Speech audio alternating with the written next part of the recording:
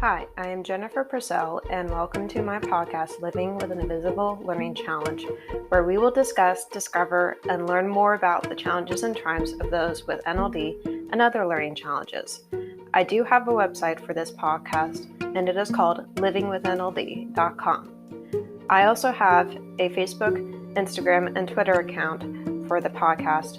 They are all under the same name, which is Living with NLD. I also have a YouTube channel for the podcast, which can be found by Googling the title of the podcast, which is Living with an Invisible Learning Challenge. I would like to tell you about a nonprofit that I use for my research for this podcast. It is called the NLD Project, and I use their blog for my research. They are a nonprofit that is based in New York and is trying to get NVLD back on the DSM, and they provide many resources for people with NVLD on their website. I'll provide you with the website for them in the podcast description. All proceeds from the ads on this podcast will be donated towards the NVLD project. Please feel free to explore the other topics on the podcast, and hopefully you will learn something new from them. I hope you enjoyed today's episodes.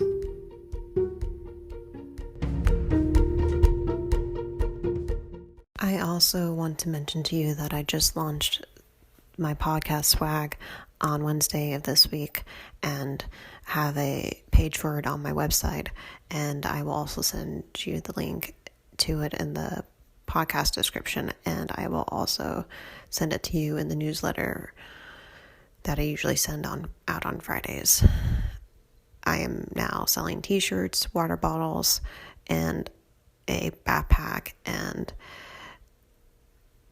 they all have the podcast logo and title on it and the tagline. So I am looking forward to watching the sales and seeing who buys them, and spreading the word more about my podcast. All right, so I'm here today with Jay, and I will talk to him about his life with dyslexia and have him introduce himself. So Jay, where do you live and what do you do for a living? So I live in the Pacific Northwest, and I'm an engineer.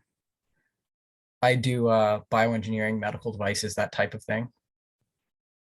And I know that you recently graduated from, was it undergrad or graduate?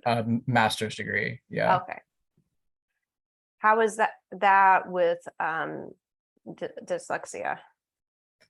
I found it easier than my undergrad. I've a lot easier actually. It was a lot more research focused, and I didn't have to do exams, which that was the worst part of undergrad for me, was taking timed exams. And so it was just much easier to be able to take the time I needed to read things and to do projects and stuff for classes instead of timed exams.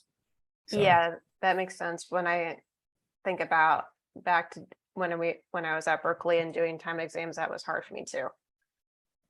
Yeah, I think that was the worst part of college for me. So I found that grad school was a totally different experience, and I actually enjoyed it quite a bit, even though it was a lot of work. So did you do that at Berkeley also?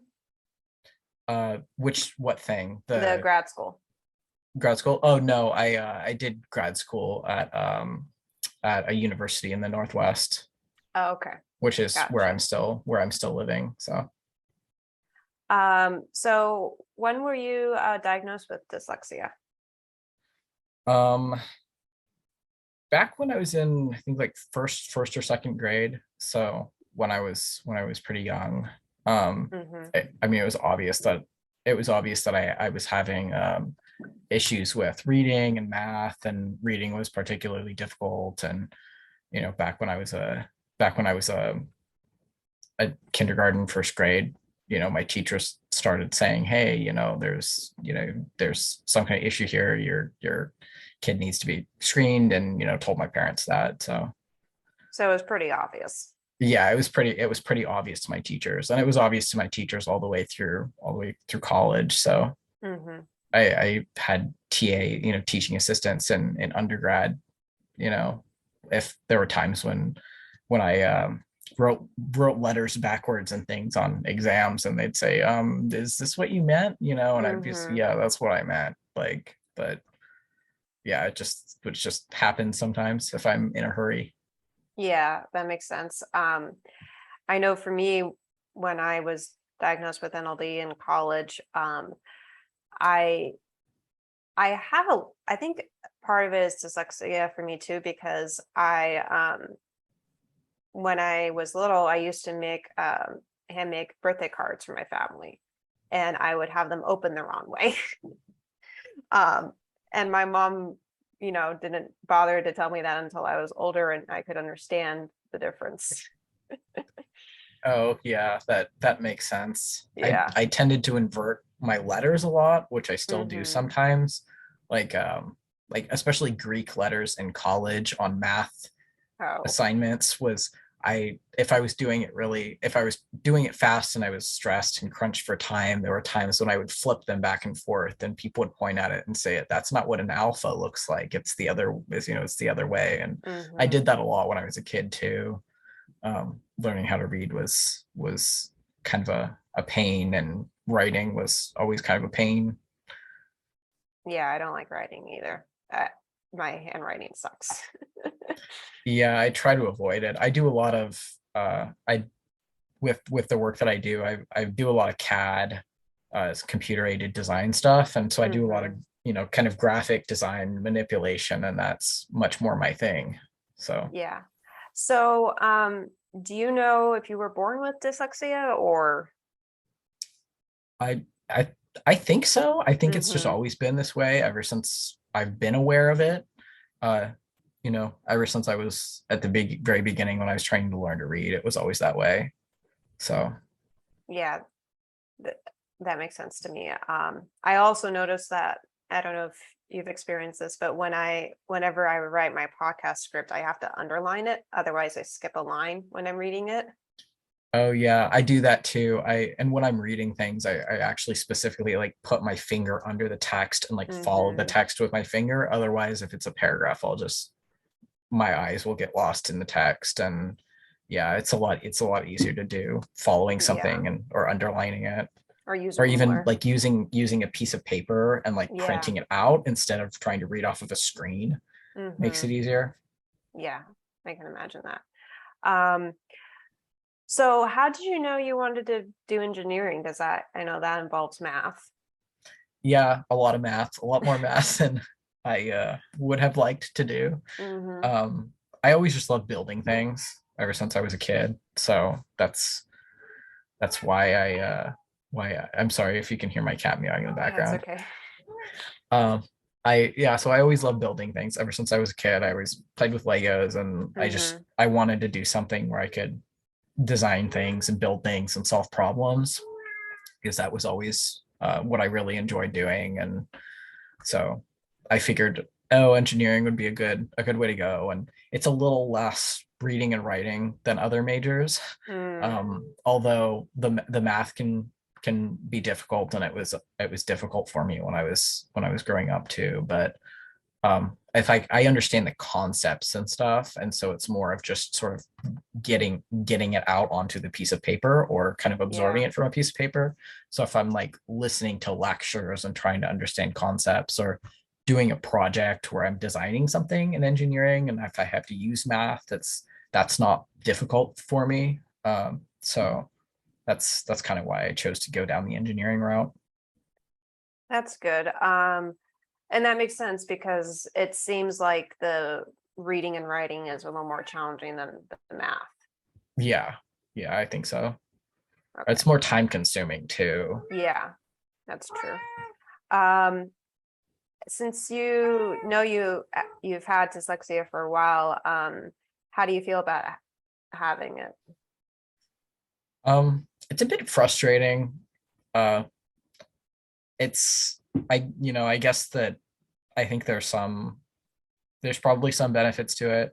From what I've Mm-hmm. heard, it's actually really it's actually like really common for people with dyslexia to do engineering and design type stuff, and it's I think oftentimes design tends to be something that people with dyslexia are good at, and I found that that's something I'm really good at. I do a lot of art too.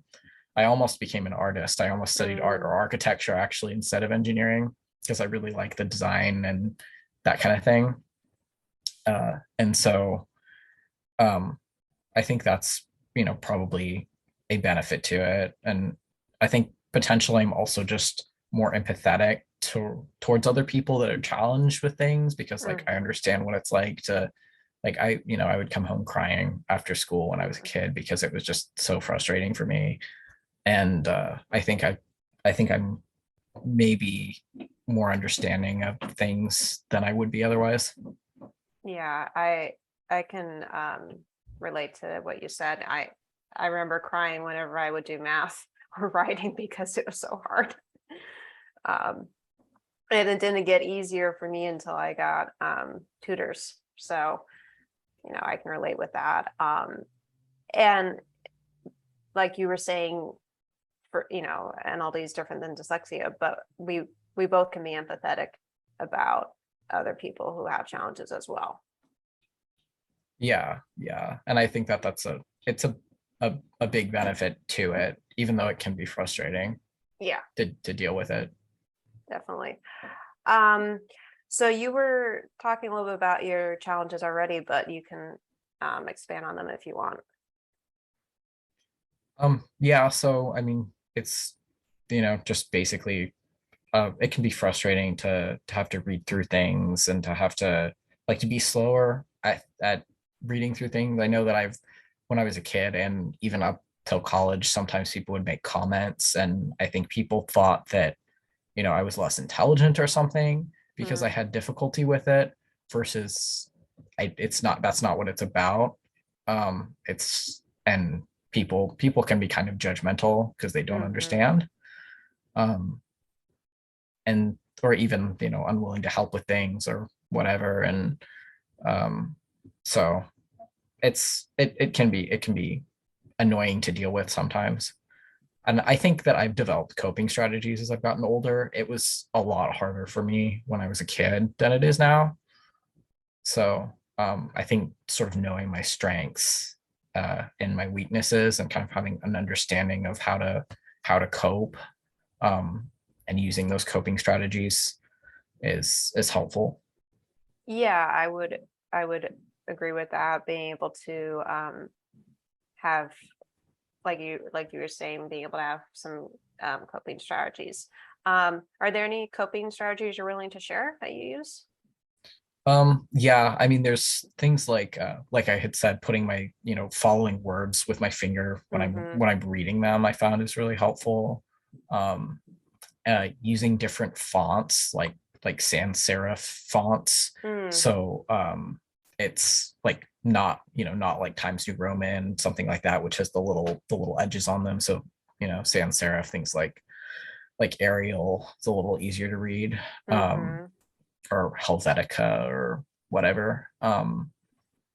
So I do that. I tend to print things off when I'm reading them as Mm-hmm. opposed to reading off the computer screen because I personally found that easier for me.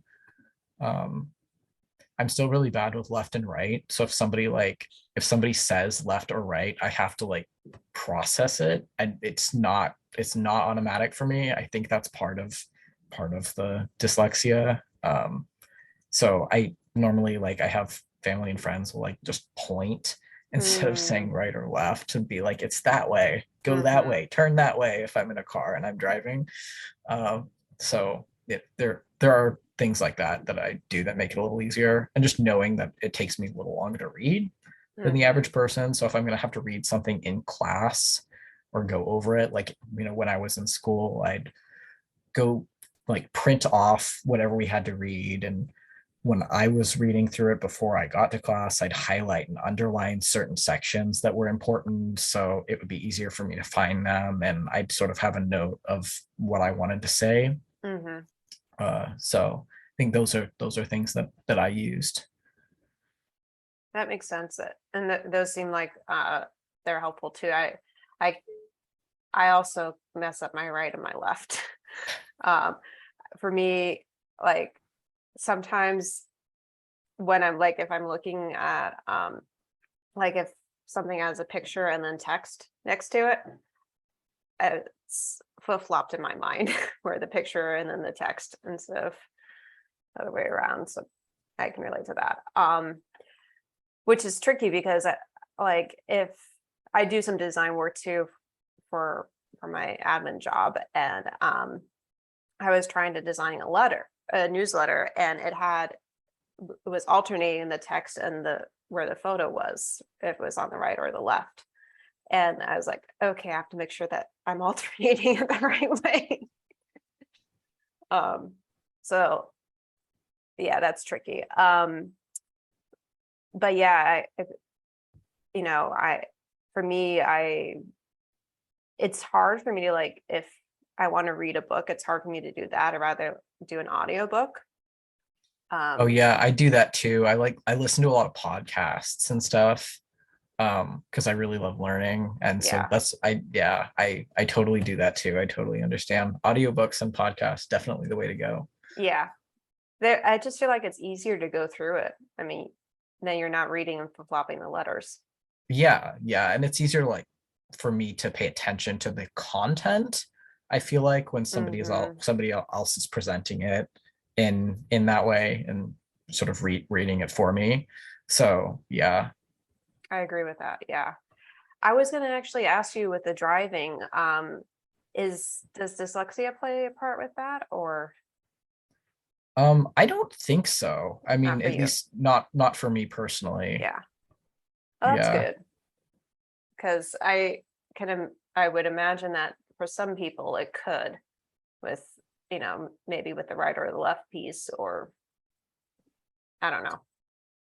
Yeah, well, like getting directions, the right and left Hmm. thing, I think that's the only issue I tend to have with driving. So Yeah. What else I was going to ask? Oh, well, we did a little bit of this one already with what it was like growing up with dyslexia, unless there's something else you want to mention. yeah, no, I think just having coping strategies and like it would have helped earlier if I had Hmm. I got separated away from other kids when I was in elementary school and stuff so that they could like do one-on-one with me, although that kind of felt a little isolating sometimes, Mm, but it was helpful to sort of get get one-on-one help, yeah. and sort of learn the coping strategies that I needed. Hmm. um, and I think that I have been more successful because of that as opposed to if I had been not helped at all. um, so That makes sense. Um, with college, I don't know if you had any accommodations for the dyslexia with college. yeah, for time on exams and Hmm. stuff, because it takes me a little longer to read through things. But yeah, that was it, and that was all I really needed. So Yeah, that's good. Um, yeah, I had extra time on exams too.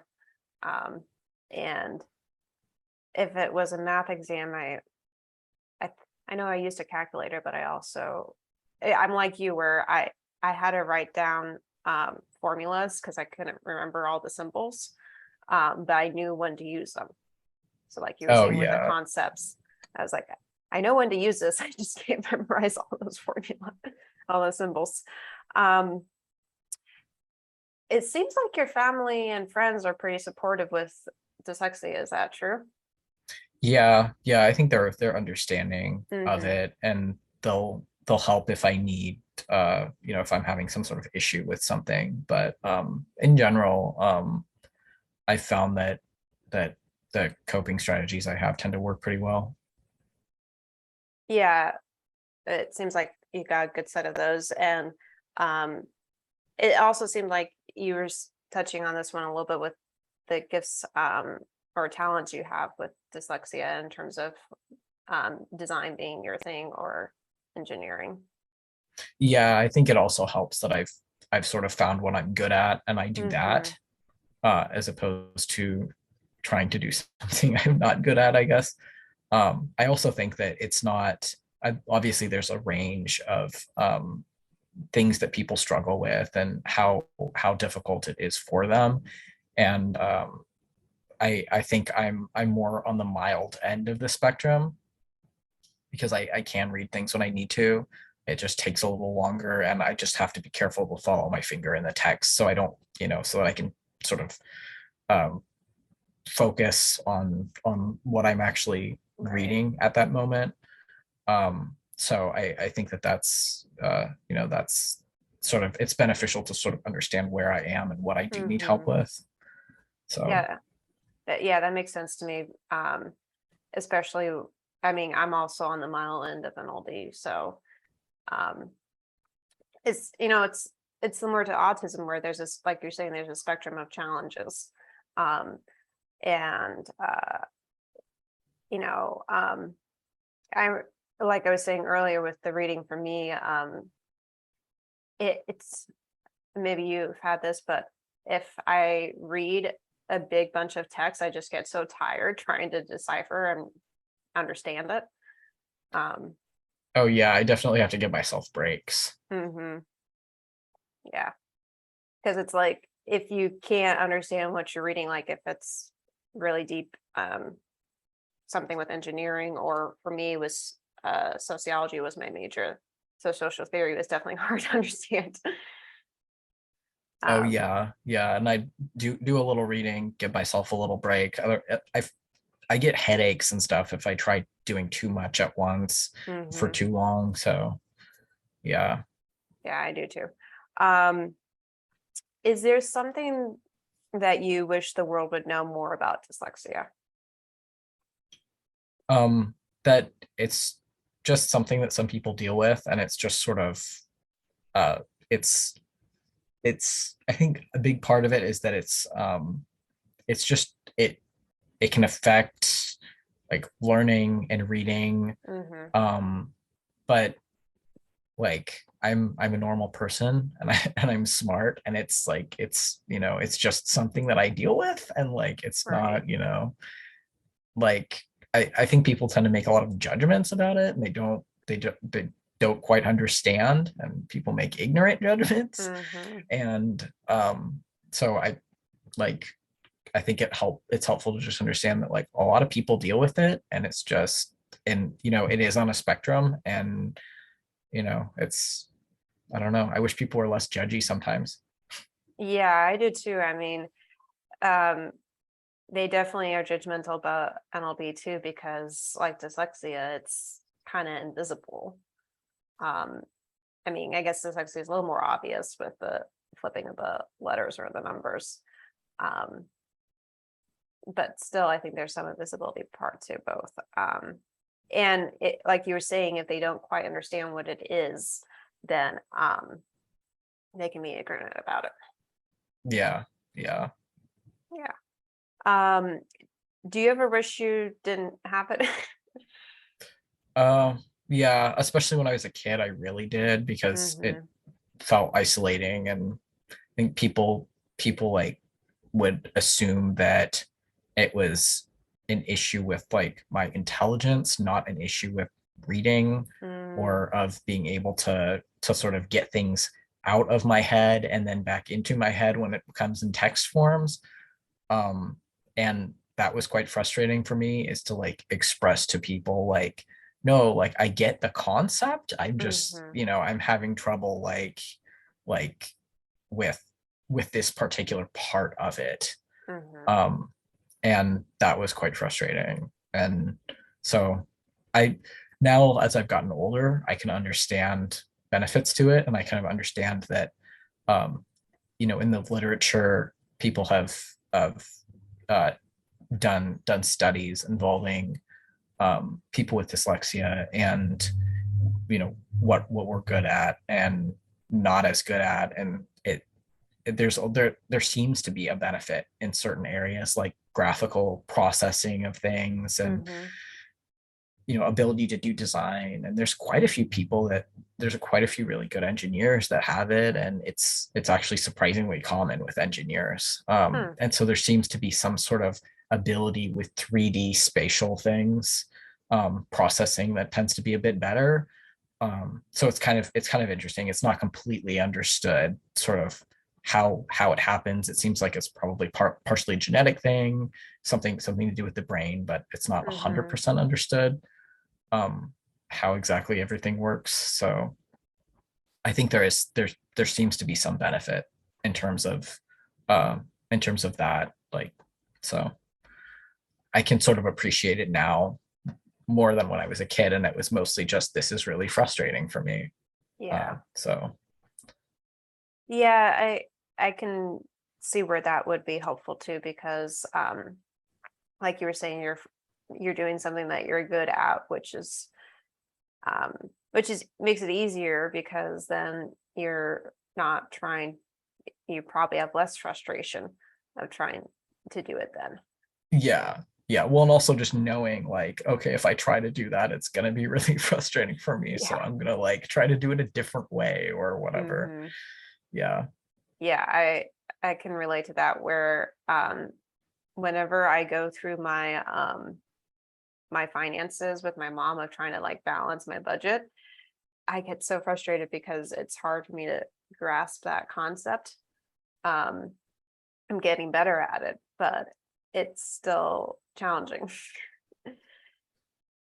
Yeah, yeah. Yeah. So it definitely helps to sort of know where the challenge is, and like be able Hmm. to identify that, and then be able to be like, okay, I'm gonna need help with this particular thing, or I'm gonna need to do, whatever particular strategy to deal with this issue, as opposed to like when you're a kid and like you haven't figured that stuff out yet, and then it's all just a world of, this is really, really frustrating, sort of, Yeah. not understanding, how is best to deal with something. Hmm. Yeah. I remember there were many times when I was a kid, I wish I didn't have NLD. I mean, I didn't know I had it then, but I was definitely got frustrated more then. Um, so do you ever feel like dyslexia is a burden or something heavy? Yeah, it was more so when I was in school and I was trying to deal with it. I found that it's not, especially in undergrad and in elementary school, middle school, high school. Hmm. I didn't find that it was as much of an issue in grad school, because a lot of it was just time, and the fact that it was really time consuming for me to read things, and to do math.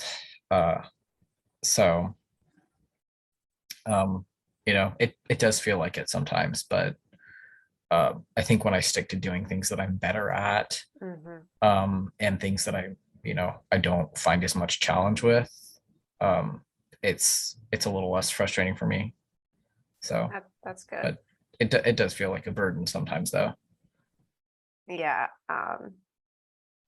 I definitely, I mean, I think for me, if I get so frustrated with something with NLD, then it feels like a burden too. Like for me, I'm the opposite with the visual spatial of the 3D. When I'm driving, it's hard for me. Um, like it's hard for me to estimate distances between vehicles. Um, and uh, I have a car where it's old enough to not have a backup camera. So I recently got a kit to install one. Oh yeah, that's a good idea. Yeah. That's, yeah, helpful. So I don't run into things when I back up. Yeah, it's definitely good to have an understanding of sort of like, where is the issue, what direct steps can I take to solve the issue, and Hmm. or to like mitigate it, because obviously there's, solving it, air Right. quotes, is not necessarily an option, but figuring out how to sort of deal with it in a better way is. Yeah. And like, you mean like you were saying with your coping skills, that helps you with that. Yeah, Um, yeah.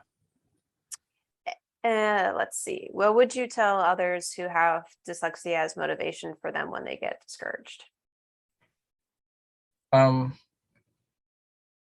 I think that like it is something that can be dealt with, and it is something that that like people who have it can be really successful. Mm-hmm. And it's sort of just finding a way to deal with whatever particular issue it's causing is something that's something that can be helpful to get through it, and that it's like you can be happy and successful and everything can turn out really well for you in life. It's just that I I mean, I had a lot of doubt about that, where I Mm, was like, am I really going to be able to get through school? Like, just, because of this. And even if I understand concepts, the way that school is set up, I don't think is particularly conducive mm-hmm. to people with a lot of different kinds of learning challenges. Um, and so that was really frustrating for me, particularly. I wish that somebody had like told me like it will be okay, like you'll be able to Mm, come up with like find coping strategies that are going to work for you. um because I really had doubt about whether or not I was going to be successful in what I wanted to do with my life. mm-hmm. um so I think particularly, it would have been helpful to have that encouragement when I was younger. So I think that's what I would say to other people in that situation is like like get, learn coping strategies, figure out what works for you personally, Mm-hmm. and ask for help if you need it. Yeah, I would agree on that too, where for me, I had doubts too of being able to do well in school and being able to be successful. And I remember my mom kept asking me, "Do you believe that I believe that you can do it?" I was like, "Yeah, I think so." um, and then eventually it was like, "Okay, I do believe I can do this." um, which was good because, like, you know, for you, like you were saying, you felt like if you had more encouragement, it would have been easier. So I can relate to that also. Yeah, well, and particularly more understanding and encouragement from my peers, because I Hmm. felt like my teachers would get, sometimes get frustrated and stuff, but it was particularly other people like my age, my peers, Mm, that were not nice about it. So yeah, yeah, I, I can relate that to that as well with being made fun of and not being understood of, like I'm not stupid, I'm just different. And yeah, it takes me longer. yeah, which I think that's sort of, what you were getting at earlier with, what things could just society in general know that would help. I think it's Hmm. just having a better understanding of sometimes people's brains just work differently, and it's not a thing about being intelligent or capable. It's something about just some people just process things differently, and Right. that's That's just, okay. yeah, and it's okay, and it's just how the world is. And like, Hmm. the world would be a better place if we understood that everybody everybody is different and the differences are okay. And it's, Exactly. I think just with more knowledge about it, Yeah. it would be better. So Yeah. Um, I agree with that. Just a couple more questions. What would you tell people who, they think they have dyslexia or maybe a different learning challenge? How would you encourage them to find out? to go to someone who can diagnose you, Hmm. or who can sort of help sort through how to cope. Hmm. I and kind of suggest different coping strategies for the particular issues that you're dealing with. I think is helpful, and I would encourage. Yeah, I think that would be helpful too because then you're you're getting help from a professional who has probably dealt with a lot of people who have learning challenges and they know uh, from that experience how to suggest different coping skills. Yeah, yeah, I think that it's really helpful. And they've Hmm. seen other people that have the same kind of difficulty, and so they sort of might know what could help or be able to suggest things that could possibly help. Right. I think that's true as well. And I think also going back to the previous question with being discouraged, I think also what's important is for people to know that they're not alone, that there are others out there like them. Yeah, yeah, I think you're right about that. That's definitely helpful to sort of know Hmm. that this is just something that some people deal with, and there are other people like you, and being able to talk to other people in the same situation and sort of sort through like, oh, here's what you do for to help with a particular thing, and sort of just generally understanding, yep, some people are like that, and there are other people like that, and it's more common than you think. Yeah, So definitely. Um, for you, what is your proudest accomplishment that you've done? I think finishing my engineering degrees and finishing Hmm. my graduate degree in engineering and getting through, and because like being able to look back and say like, wow, I finished that. I never thought that I would finish that. Like Right. I legitimately did not think it was possible for me. And so I think, yeah, there were times when I was really, really discouraged. And I was very, very frustrated. And Hmm. so I think that's probably my proudest accomplishment, is getting through that and being persistent enough to get through it. Yeah, that was true for me too, of finishing undergrad and being able to get through it, even though I was homesick so many times and crying from that, or just crying because I didn't get what I was trying to do with school. And I remember when I was in my senior year, I I would always kind of like I had this. I would usually go on the fire trails behind the campus. You probably did that before. Um, and I remember just looking out on the UC Berkeley campus from up there and being like, "There's a reason I got in here, and I can graduate." Yeah, I would, and there were a couple of people that told me the same thing: is if you can get in, you can get out. Like, don't give up. It's okay. I'd be like, oh, I don't know Yeah, about that, but yeah, just continue working your butt off, and eventually, you'll get through it, and everything will be okay. So, yeah, I agree with that. Is there anything else you wanted to mention? um, nothing that I can think of. Okay. Um, Yeah. Well, that's basically it then. Thank you for letting me interview you.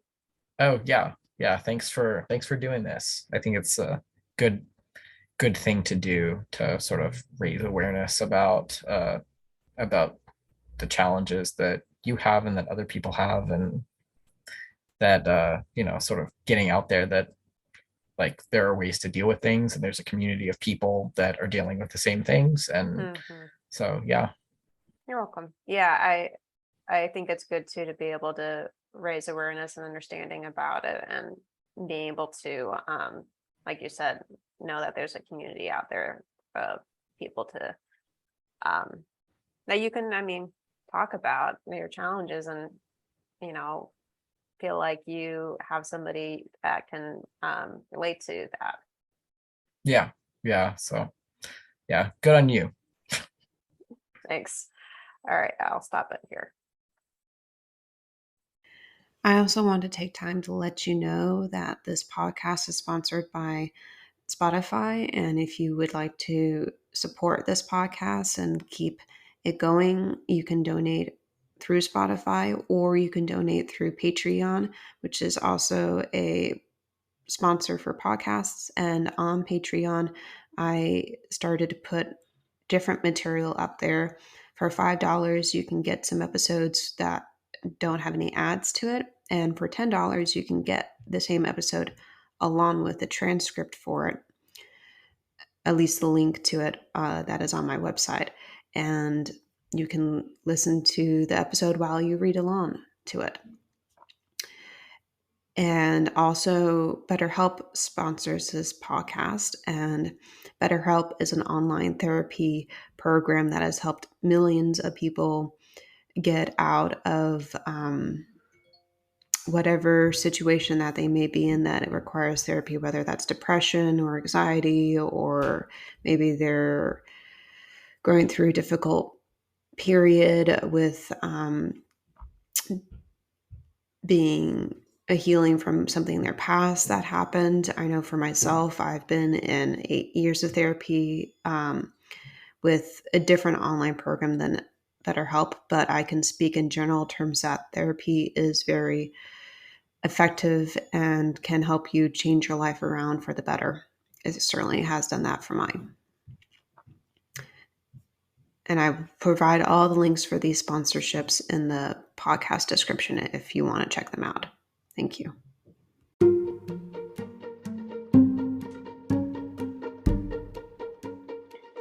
As I wrap up, there are some things I would like to share with you. I do have a website for this podcast. It is called livingwithnld.com. I also have a Facebook and Instagram page for this podcast. It is called Living with NLD. I will include the links for those in the description. In conclusion, I would like to hear from my audience. If you know individuals with NLD that I could interview for this podcast, please email me at livingwithnld@gmail.com. What are you interested in learning about NLD? I know I'm not an expert, but I do know I have the living experience of having it. I would like you to practice journaling about your gifts and differences. Also see if there is a way that you can make that difference become easier for you to do than it originally was. Thank you for listening today, and please go to my YouTube channel and subscribe to it. Thank you. Bye.